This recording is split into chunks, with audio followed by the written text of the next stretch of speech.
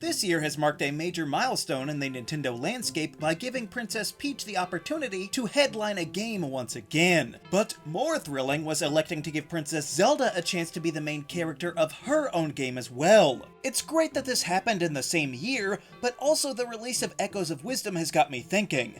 If these experiments go well enough, what other unexpected characters could be on the cover of their own games in the near future? Like, for instance, could we get an Animal Crossing game based on Isabelle? I mean, she's basically the face of the very popular franchise, but it would have to be a little bit more than a standard Animal Crossing experience. Like how they used Peach and Zelda to step outside of the traditional confines of their respective series, at least a little bit. But Animal Crossing would be the same whether you're playing as a human or playing as an adorable dog icon. So then maybe a different genre of game would work. But not like having her as a first-person shooter, obviously. Maybe something like a fashion-themed game, or her managing a restaurant would still let us have fun in the Animal Crossing world. Or another option could be to have KK Slider star in his own sort of rhythm game, I guess. But maybe it would be more fun to actually interact with those characters anyway and have them maintain their personalities. So if we're going to get a long-time Nintendo character to finally get their own game after all these years, I think unquestionably we have to go with King Dedede. I know that Kirby's main frenemy has been playable in games before, as recently as last year with Kirby's Return to Dreamland Deluxe, but Peach is playable all the time. I'm talking about putting King Dedede himself front and center and making the game all about him. And I think it would work out great. Who doesn't love Dedede's quirky, off-the-wall attitude? He's undeniably charming whenever he appears, and just like how Bowser can easily be playable and still be interesting, King Dedede has all the same upsides. He's the ruler over a vast domain with lots of minions, every bit as colorful and entertaining as Bowser's. So including them would be fun, but the Royal Penguin himself has plenty of amusing abilities that would be great to control. I mean, we've already seen as much with him being a fan-favorite character in Smash. Maybe some outside force could come in and kidnap Kirby and Meta Knight and any other do-gooders, but also tick off Dedede in some way, maybe damaging his castle or something, and then he goes on a rampage to get back at the antagonist that showed him up, and in the process accidentally saves Kirby, meaning that he now has to follow your orders as you stick it to the main threat, reasserting your dominance as the biggest bad guy around. At least for a Kirby title, that is. You can't tell me that a Dedede game wouldn't be an amazing title within the first year of Nintendo's next console. And it may even do better numbers than what Princess Peach Showtime did, who knows? I could see that a lot more than, say, the Pikmin getting their own game without the human characters. Although, I guess they're not really humans considering how small they are, whatever. But what could the Pikmin by themselves even do besides the Dandori or Nighttime Tower Defense minigames that are already present in Pikmin 4? So instead, let's consider a novel approach and go right back to what sparked this idea in the first place and say that the Zelda series could go in the opposite direction and see Ganondorf get his own game. It's probably a bit soon for that, but the fact that this game is called Echoes of Wisdom makes it obvious that the third holder of the Triforce deserves a chance to thrive as well. Let's see what the Triforce of Power can actually do by letting us flex our muscles and for once be the scourge that's infecting Hyrule. Let us travel to each of the regions and slowly bend the locals to our will. Maybe that would be a little bit dark for a Nintendo game, but I think it's only fair to give us the full trifecta and balance out the forces in the Zelda franchise.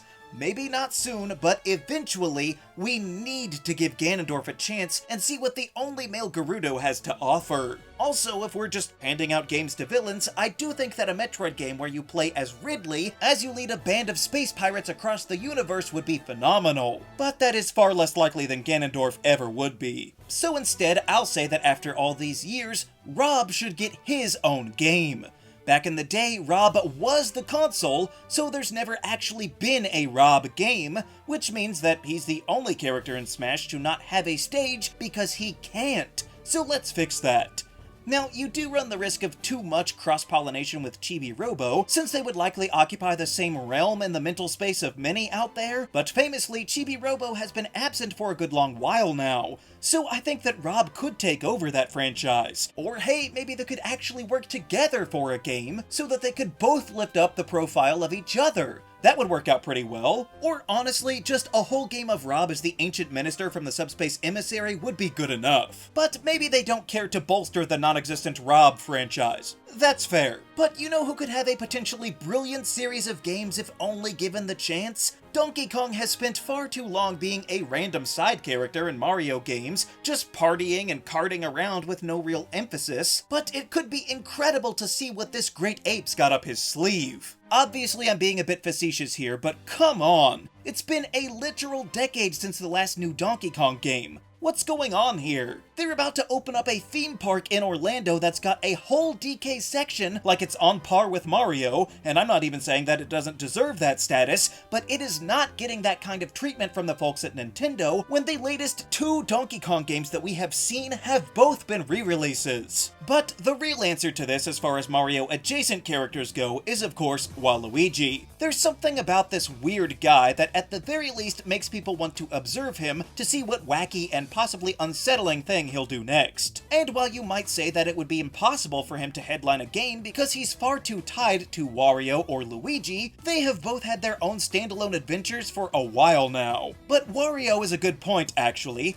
He's currently much more well known for his WarioWare games, however there is a contingent of fans that still pine for the Wario Land style of games that came before. Well, if Wario is too busy, I think that would be the perfect thing for Waluigi to try. Maybe Wario left him in charge to watch over his stash of gold while he goes to play a WarioWare game or something, and then somebody steals it, leaving Waluigi to frantically scramble for a way to get it back. With the same structure of the games being like the classic Wario Land that people have enjoyed, and have been wanting back for over 15 years at this point. And the game's whole aesthetic could be purposefully very low effort, with Waluigi's name just spray painted over Wario's, or with boards hastily nailed up for the menus of the game, that sort of thing. Honestly, I don't know that he's ever going to get into Smash as a playable character at this point, so his own game, one that happens to revive a long dormant series, is the least that we could do for poor Waluigi. But those are just some of the other Nintendo characters that could get the spotlight leading their own game titles. Be sure to let me know which characters you would most like to see given this treatment down below, and maybe we can all brainstorm together the best way to pull off that Star Wolf game like we've been needing.